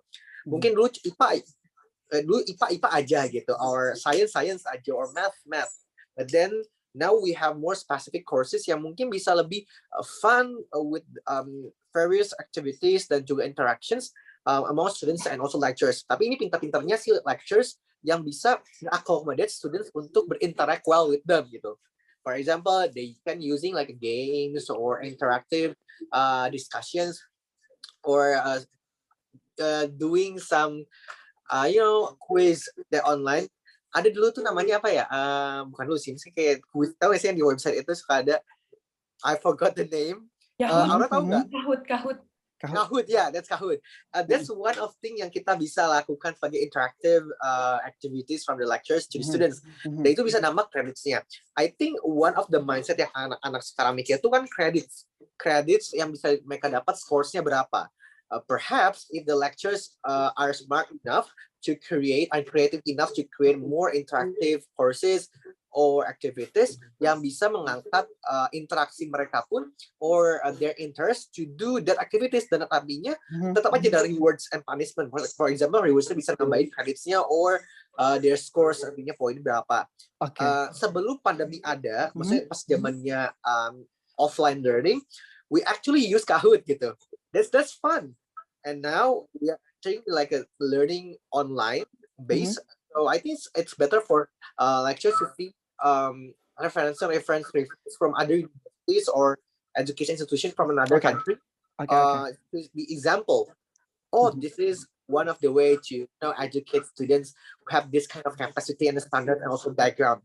Karena sekarang lihat lagi, students' background is very important. If those students or those people yang could not reach or fulfill the limitation of learning program, itu susah juga bagi mereka yang tidak punya kapasitas IT yang memadai. But then for some people yang punya IT skill yang bagus, that could be advantage for the institution untuk ngasih facilities or accommodation for the student itself. Gitu. Terima kasih Deris. Pertanyaan terakhir ini untuk Aura ya. Sebagai siswa nih, sebagai mahasiswa, apa yang kamu ingin implementasikan di masa depan? As a student, what would you like to see implemented in the future? Silakan. Menarik banget ya ini mengenai implementasi, kayak sebenarnya kedepannya itu mau apa, mau gimana gitu kan. Me see myself in the future itu beneran maunya menjadi orang yang bisa independen. Kayak Mbak Caroline tadi, dia punya usaha sendiri, usaha yang emang bergeraknya itu ternyata di bidang digital, dan itu juga digital marketing itu adalah salah satu hal juga yang saya sangat minati dan saya ingin banget nih. Nanti mungkin semoga Kiara bisa punya kayak sekarang yang lagi banyak banget dicari orang itu pembelajaran tentang search engine optimizing, SEO itu, yang upaya untuk optimalisasikan website untuk mendapatkan peringkat teratas di hasil pencarian itu kan juga berkaitan dengan digital marketing gitu kan. Nah, mungkin kayak kalau selama ini kita sudah terbiasa dengan online, digital, kayak semoga hal-hal itu tetap bisa kita implementasikan nanti ke depannya. Nah, untuk yang lainnya juga, I hope all student out there always make good use of their time, karena jangan sampai kita menyia-nyiakan waktu misalnya di rumah doang tapi males-malesan atau gimana. Ternyata tuh masih banyak banget hal-hal positif yang bisa kita ikuti, bisa ambil courses, bisa ikut internship, bisa bahkan sekarang coursesnya juga bisa dari luar, karena aku juga pernah dapat courses gitu kayak virtual courses untuk khusus bisnis strategi di University of Virginia. Jadi kayak ternyata banyak banget yang bisa kita lakukan gitu loh. Jadi jangan sampai kita tidak memanfaatkan waktu kita dengan baik, dan I hope we always adapt to the environment and can always share the knowledge with many people. Do the things you love and always develop your potential. Mungkin itu aja. Oke, baik. Terima kasih, Aura. Okay, before we open the Q&A session, I would like to introduce Pak Stefanus, our guest star for this webinar. Pak Stefanus Titus Wijaya adalah pendiri dan direktur dari Bisa, atau di website kalian bisa cek di kitabisa.com, platform jaringan bisnis yang berbasis di Singapura. Saat ini aktif di beberapa komunitas jejaring bisnis di Singapura dan juga Indonesia. Pak Stefanus adalah seorang wirausaha yang percaya bahwa setiap tantangan menciptakan peluang yang dia sambut dengan senyuman. Pak Stefanus and Dato, time is yours. Thank you, Anton. I think we should pass the time straight to Stefanus. But before that, thanks to everybody to have your very valuable contribution and feedback just now. So while Anton is compiling the question from the floor, so we can have some discussion, we can have some more open kind of topics over here. So maybe Stefanus later can also speak in English and speak in Bahasa so that the floor can understand better. So Stefanus, our special guest who actually connecting the whole Southeast Asia with Indonesia. Okay, so let's give a little bit of time to Stefanus to give his opinion. Stefanus, please. Thank you, Dr. Joseph. Assalamualaikum warahmatullahi wabarakatuh buat semuanya. Salam sejahtera buat kita semua. For me, as you know, I'm very glad because originally I'm from Indonesia. My background actually Indonesian teacher in Bandung City. I think familiar with Pak Deris ya, from Pajajaran ya. But yeah. I'm from Stanbic Likmi, Pak, near Pajajaran, Boromius, near there. So actually I migrated to Singapore 2008, and now when I saw all of you in this conversation, especially moderated by Pak Anton, it's quite interesting. It is such opportunity for you to go to the next level, especially for those of you, especially Pak Dede from Universitas Indonesia is our fellow partner. And I'm the opposite also from Josephine. Josephine, Singaporean, live in Bandung. I am from Bandung, live in Singapore. Now is the good things. So basically, for me as an entrepreneur, transforming from the teacher as an educator to be an entrepreneur is the challenge. From 2008, when I came to Singapore, I'm a computer degree in Bandung, but when come to Singapore, I must starting from the small, from the scratch. So during the 13 years experience as entrepreneur, finally I met with Dr. Joseph, and Dr. Joseph have this platform, Kira webinar. I think when I discuss with them, maybe it is the time for go to the Southeast Asia, especially for Indonesia. I know Dr. Joseph starting this business in several countries, from Kuala Lumpur, Malaysia, with around 30 million population, but Indonesia is the big opportunity in the Southeast Asia, 270 million. And based on your conversation just now, you know, the opportunity from the student Indonesia young people is the golden age, because by 2045, Indonesia will have a golden age for the 100 years. This is your timing and our timing, because my age already 46, Dr. Joseph. By 2045, will be already retired, hopefully. But for all of you, Pak Deris, Pak Dr. Dede, and Aura just now from Ibu Samosir, the young entrepreneur is quite interesting. And Pak Aditya, I think the opportunity for the Indonesia is not only for the students, but also the teacher must transform. Like our age, Pak Dr. Joseph, our age is the limited knowledge, but the young people, technology and opportunity, especially in the pandemic era, we have 3 options. One is the opportunity, second is the platform, the third is the connection. In my age, when I want to go back to other countries, I must saving a lot. From Bandung to Singapore, I must saving a lot. But now, just within a click, I can connect with a lot of people, almost 200 people in this conversation by online. I think for me is this, you can check in the conversation later. Basically, for education is the transforming is our era at the moment, and connect people from from the small. Great. Thank you, Pak Stephanus. But I think it will be good if you can speak some words in Bahasa also. I'm on the ground. There are a lot of people would like to hear from you how to become an entrepreneur from a teacher and migrated and stay in Singapore. How do you connect the whole Southeast Asia with Indonesia, or to be specific, Indonesia to the whole world? Yes, okay. Terima kasih Pak Dr. Joseph.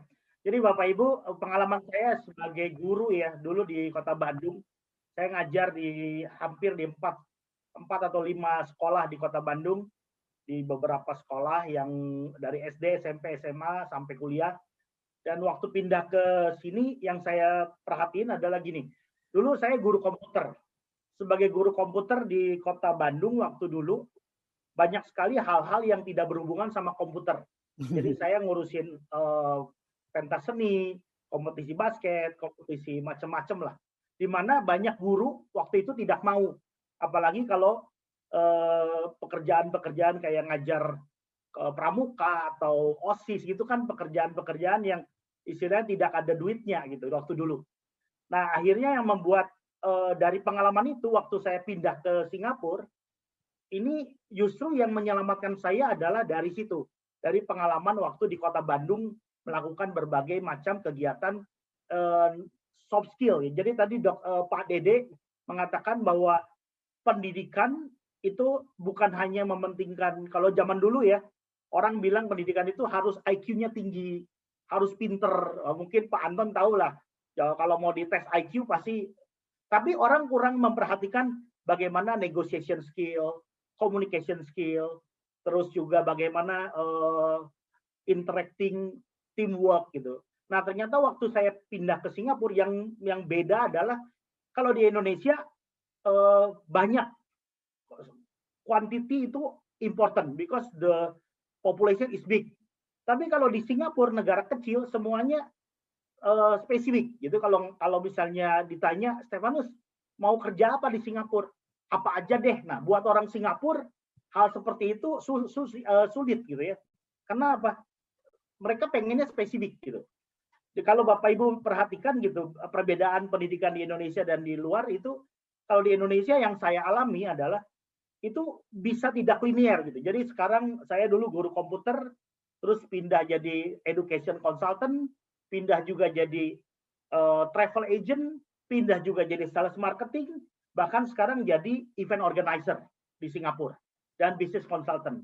Jadi saya mempunyai ada sekitar 5-10 perusahaan yang saya bantu gitu. Nah, sementara kalau di Singapura itu kalau Anda sebagai asuransi ya akan belajar asuransi terus, komputer akan komputer terus, property agent terus. Jadi semakin spesifik di luar negeri semakin bagus. Kalau di Indonesia mungkin sangat jarang orang yang punya satu linear gitu. Jadi menurut saya adalah dua-duanya tidak ada yang salah, tidak ada yang bagus. Tapi yang penting adalah bagaimana ketemu gitu. Karena Indonesia potensialnya banyak. Orang kreatif di Indonesia bejibun.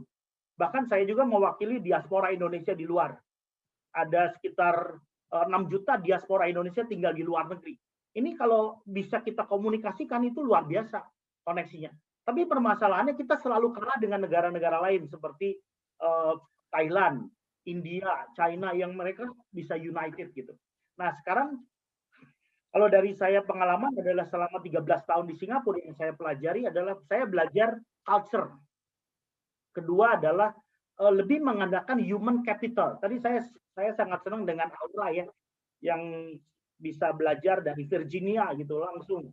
Itu kan belajarnya lebih ke arah human capital. Jadi lebih kebanyakan adalah lebih mengandalkan kepada kualitas, bukan kepada banyaknya orang gitu, tapi lebih ke human capital. Kalau dulu di Indonesia, saya kalau di Bandung gitu, setelah ngajar itu siangnya saya dagang di Pasar Baru. Mungkin Pak Deris tahu ya. In Bandung, we have one marketplace in Bandung. A lot of Malaysian people they come to Bandung and they buy clothing and they sell in Malaysia 3 times more expensive. Ini kenyataannya gitu. Dari Singapura banyak juga datang ke Bandung beli barang dari kota Bandung dijual lagi di Singapura dengan brand Singapura. Nah, sekarang dengan adanya keterbukaan teknologi seperti ini, bisa juga nanti Ibu Samosir tadi ya, Mbak Samosir atau Pak Dede bisa bikin perusahaan di Singapura, tapi tetap berbasis di Indonesia gitu. Bisa juga nanti seperti sekarang Kira masuk ke Indonesia, itu tetap bisa dilakukan secara online, tapi juga bisa secara organik gitu. Nah yang terakhir adalah yang saya mau cerita adalah Kira ini saya ikut beberapa bulan ini ya, Dr. Joseph. I learn Kira from 3 months by chance. That was one of my partner Randy introduced to me. Saya lihat ini benar-benar satu hal yang bagus. Platform yang mempertemukan antara student, guru, sama bayangin dulu kita mau belajar kursus gitu, ambil di sekolah-sekolah ternama mahal-mahal gitu. Sekarang dengan ada online bisa lebih murah, jauh lebih affordable. Dan juga diperlukan banyak orang yang mencari pekerjaan. Sekarang Indonesia salah satu negara yang terdampak pandemi yang luar biasa. Karena apa? Karena banyak orang kehilangan pekerjaan saat ini. Jadi dari situ kita bisa cari peluang-peluang bagaimana kita bisa mendapatkan income dari Indonesia. Bayangin kalau misalnya teman-teman bisa dapat peluang dolar tanpa harus ninggalin kotanya, kan lebih enak daripada saya harus datang ke luar negeri, stay di Singapura, rentanya mahal, ininya mahal, segala macam. Tapi bisa dari Indonesia. Paling itu aja, Dr. Joseph. It's only this because I already know some of the experience with Josephine and Pak Dede. Greeting for UI. Okay. Thank you very much. Thank you, Pak Stephanus.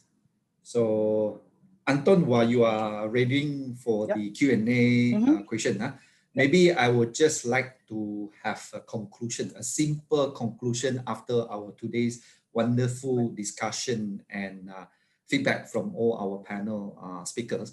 So I would like to just to have a simple conclusion, what we call kesimpulannya. Saya ingin menyimpulkan bahwa yang penting challenges created opportunity. So we want to talk about a little bit about the education in future. So tantangan menciptakan peluang. So ada tantangan, ada peluang. So there is challenges, there is opportunity. So the COVID-19 pandemic has created a lot of negativity, has created a lot of setback, has created a lot of challenges. Yes, we do not need to discuss about this anymore. So from now on, moving forward, we should be looking at the positivity, the opportunities of it. So there are 3 important points I would like to conclude. Yang kesimpulannya, number 1, accessibility. Talking about education. So aksesibilitas untuk peluang-peluang khusus-khusus antarabangsa. So khusus from whole world.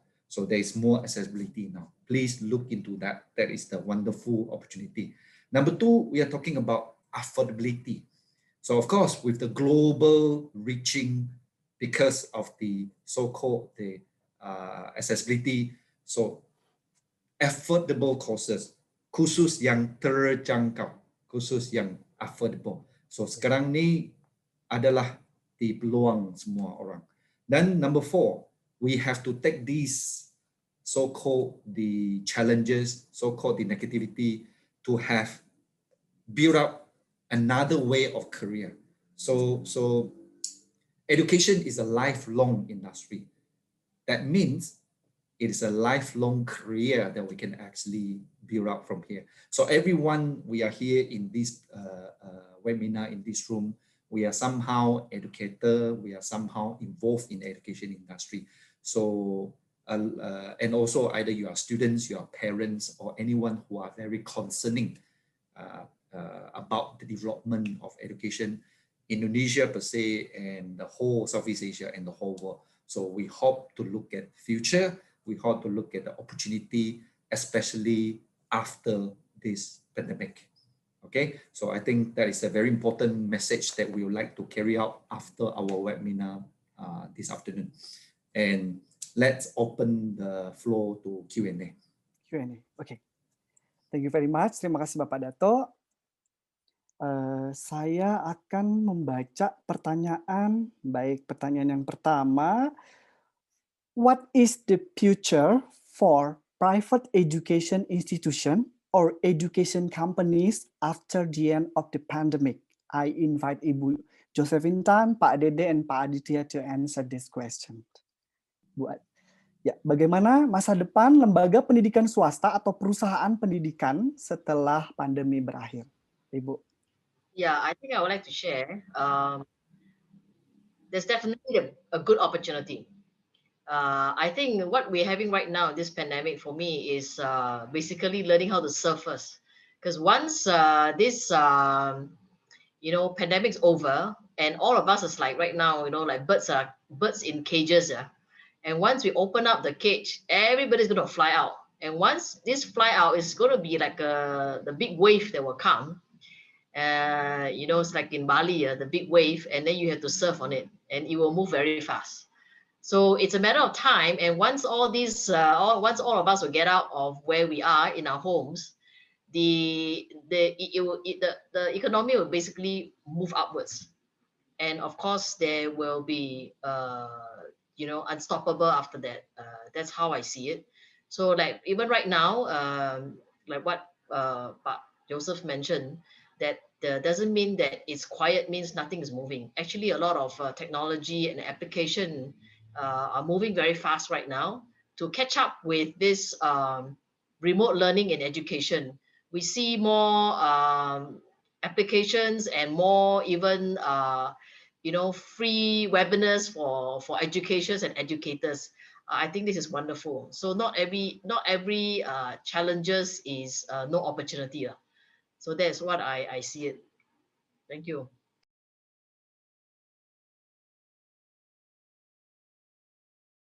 Thank you Ibu Josephine. Pak Aditya, Pak Dede mau menambahkan bagaimana masa depan lembaga pendidikan swasta atau perusahaan pendidikan swasta setelah pandemi berakhir? Terima kasih. Oke, terima kasih Pak Anton. Pertanyaan yang sangat menarik saya rasa ya. Kita tahu semua ya bahwa dengan adanya pandemi ini mendorong orang ya untuk bisa belajar dimanapun. Artinya akses pembelajaran itu sangat luas sekali ya, bisa lintas negara gitu kan. Nah sehingga semua orang punya kesempatan untuk bisa mengakses kebutuhan peningkatan skill, kompetensi apa yang dia butuhkan. Ya, tadi seperti katakan bahwa Aura mengakses pembelajaran ke Virginia, ya. Terus beberapa tahun lalu saya intens dengan Pak Stefanus, ya, ikut competition yang diselenggarakan di Singapura, gitu kan. Nah, kalau dulu harus offline, ya, kita harus boyongan, gitu ya, gitu, puluhan orang ke Singapura. Tapi sekarang beberapa waktu lalu kami mengikuti event-event yang diselenggarakan Pak Stefanus dengan tidak mengeluarkan apapun, ya, gitu. Artinya itu juga bagian daripada pembelajaran, gitu kan. Nah, kalau ditanya tentang bagaimana ke depan, ya, saya rasa pelatihan-pelatihan atau pendidikan-pendidikan yang ditawarkan kepada masyarakat luas, ya, di seluruh negara itu sudah tidak akan memiliki lagi identitas negara, ya. Jadi mahasiswa kami bisa saja mengambil course di Singapura, ya, di provider course di Malaysia dan lain sebagainya, gitu. Itu sangat terbuka. Jadi kesempatan ini rasanya bisa diakses oleh siapapun, sehingga nanti orientasinya, ya, orientasi dari semua orang, ya, bukan lagi identitas negaranya, tetapi bagaimana kebutuhan pelatihan, kompetensi bisa diperoleh. Begitupun nanti, ya, dengan provider-provider course yang ada di Indonesia, ya, dia bisa sell ke semua negara, gitu kan. Dia bisa menawarkan keunikan, ya, ataupun kelebihan-kelebihan dari khususnya ke semua negara. Seperti itu, Pak Anton. Terima kasih. Ya, terima kasih, Pak Adit. Atau ya mau menambahkan? Saya pikir betul apa dikatakan oleh Pak Dede dan Bu Josephine, potensinya luar biasa besar sekali, karena memang pendidikan online ini sendiri tidak terbatas oleh waktu dan juga tempat, sehingga semua bisa diakses dimanapun, kapanpun, dan begitu juga dengan ya menurut saya yang memang betul, dulu kita memang ada biaya yang harus kita keluarkan untuk mengikuti program atau mengikuti training dimanapun, tapi dengan adanya pendidikan yang sifatnya online ini, saya pikir malah membuat semua menjadi lebih mudah. Oke, baik. Terima kasih Bu Josephine, Pak Adit, dan Pak Dede. Pertanyaan berikutnya, ini untuk Mbak Caroline, ya. Untuk memulai bisnis baru, Mbak Caroline, lebih baik hire full time atau part time job? Dan ketika membuka bisnis pendidikan baru nih, yang pertama harus dilakukan itu mendapat peserta didik dulu atau harus mendapatkan pengajar full time dulu? Terima kasih. Oke, ini berdasarkan pengalaman ya. Jadi setiap orang pasti punya keputusan masing-masing ya. Kalau menurut aku ketika kita membuka bisnis, sebenarnya dilakukan dulu aja sendiri sampai tahu nih detail-detailnya apa sih yang kurang di dalam bisnis kita. Kerjakan semua di segala kalau perlu kita ngikutin ya, misalnya di area kitchen walaupun kita nggak ngerti tapi ikuti proses. Misalnya di bagian administrasi, ikuti prosesnya gitu. Terus kalau misalnya kita sudah merasa diri kita tidak mampu, baru kita hiring pelan-pelan. Kalaupun belum ada budgetnya, budget khusus bulanan belum mumpuni, saranku ngambil part timer aja itu sebenarnya cukup banget sih, gitu. Oke, jadi begitu ya. Baik, terima kasih Mbak. Untuk tadi yang pertanyaan kedua di bidang pendidikan ya? Iya, kalau misalkan ini pertanyaannya partisipan ini ingin membuka bisnis untuk di pendidikan, apakah harus mulai dengan mencari siswa dulu atau mencari guru atau tutor dulu, seperti itu? Sebenarnya gini ya, karena aku pernah di posisi menjadi seorang part-timer, menurut aku sih dengan adanya platform yang seperti Kera misalnya gitu ya, kita daftarin diri dulu aja. Karena sebenarnya pun juga kita harus ada suatu hal yang namanya keberuntungan. Siapa tahu kamu beruntung misalnya di aplikasi Kera sendiri kamu sebenarnya beruntung kayak gitu. Dan ada murid-murid yang membutuhkan keahlian kamu. Jadi menurutku tebar kebaikan di berbagai platform itu penting banget sih. Karena dulu pun aku juga seperti itu untuk membangun bisnisku yang sekarang, aku butuh modal. Modalnya dari mana? Ya menjual kemampuanku lagi. Gitu. Menjual kemampuannya di mana? Di platform-platform yang sekarang udah lumayan banyak juga ya di Indonesia ini gitu. Dan salah satunya Kera ini sih. Jadi menurutku kalau kita jadi murid ya kita berarti menimba ilmu, tapi kalau kita punya ilmu jangan sungkan-sungkan untuk berbagi juga karena pengalaman aku ketika kita berbagi, ilmu kita kok yang makin banyak. Oke, terima kasih. Pertanyaan berikutnya mungkin it will be the last question. Scholarship are hard to come by. How can a student get a quality courses that are more affordable? Maybe this question I will ask Dato' Joseph to answer this question. Okay, thank you. Thanks, Anton. Asking about scholarship, I think the key word here is beasiswa. So we have limited beasiswa. That is very normal. For those of you who don't know me yet, perhaps I just to further introduce myself. I'm actually an education counselor, qualified education counselor for the past 20 years. It means counseling students to further their education and career. So this is a very common question. Ini adalah persoalan yang sangat popular. Beasiswa, macam mana boleh dapatkan beasiswa untuk melanjutkan pelajaran di universitas luar negara atau dalam negara. So persoalan macam ni adalah sangat-sangat popular. So bukan saja dari students tapi di kalangan parent juga. So I will always highlight scholarship beasiswa is always limited. Furthermore, if we are looking at overseas education, going out to any country, so we are competing with the whole world, students from the whole world. So always prepare ourselves. So either beasiswa, either our own goal, our own vision, our own career goal, our life goal we'd like to achieve. So always prepare ourselves as early as possible. Okay, and there are many ways that we can continue to study in case we cannot get a scholarship. Always have a backup plan. So perhaps you can look at other stream of other opportunity to get in other financial support or other income before you are actually moving forward to take up the courses that you want to pursue. So there are many ways. So one, from the institution to get the beasiswa. Number two, to get from the respective government of your home country or other third organization that are offering it. But fourth, which again, very important, from yourself. You, yourself, we, everyone, we can actually work it out to fund ourselves. Yeah. There are many ways to get the course and the skills that we want to get. Thank you.